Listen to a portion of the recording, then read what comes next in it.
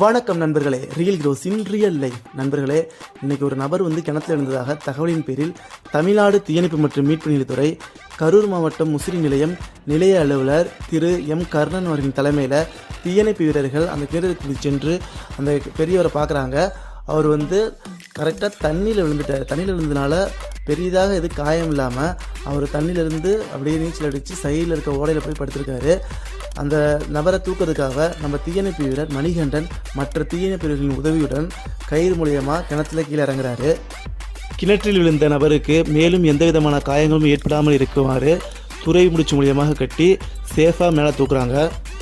தீயணைப்பு வீரர்கள் அந்த நபரை சேஃபாக கயிறு மூலியமாக கட்டி மேலே தூக்குனதுக்கப்புறம் நீங்கள் எந்த ஊர், எப்படி கிணத்துல விழுந்தீங்கன்னு கேட்கும்போது அவர் சொன்ன பதில், நான் பக்கத்து ஊர், இங்கே எப்படி எனக்கே தெரியல அப்படின்னு சொல்கிறாரு.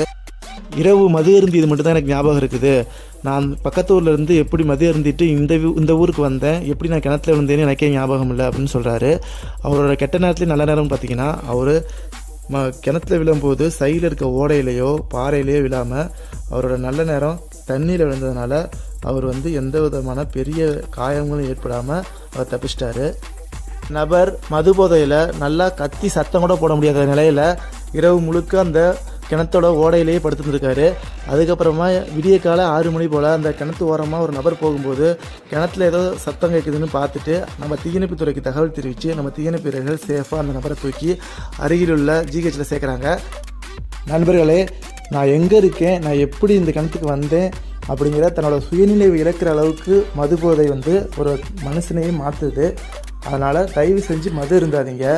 மது இருந்ததுனால நீங்கள் மட்டும் பாதிக்கப்படுவதில்லை, உங்களோட குடும்பம், உங்களை சுற்றி இருக்க சமூகம் எல்லாமே தான் பாதிக்கப்படுது. மது அருந்தி கிடைக்கக்கூடிய கொஞ்ச நேரம் அற்ப சந்தோஷத்துக்காக உங்களோட நீண்ட நாள் வாழ்க்கையவே இழக்கிறதுக்கு வாய்ப்புகள் அதிகம் இருக்குது. இங்கே நிறையா பேர் மது போதையினால் தங்களோட வாழ்க்கையை இழந்திருக்காங்க. அதனால் தயவு செஞ்சு மது அருந்தாதீங்க. மனித வாழ்க்கையை மது போதை அழிவு பாதையாக மாற்றுது. தயவு செஞ்சு யாரும் மது இருந்தாதீங்க. நம்மளோட வீடியோ வலைவருக்கு ஷேர் பண்ணுங்கள். நம்ம சேனல் எல்லாருமே சப்ஸ்கிரைப் பண்ணுங்கள்.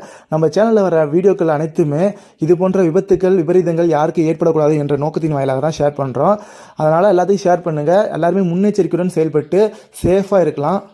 வணக்கம் நண்பர்களே.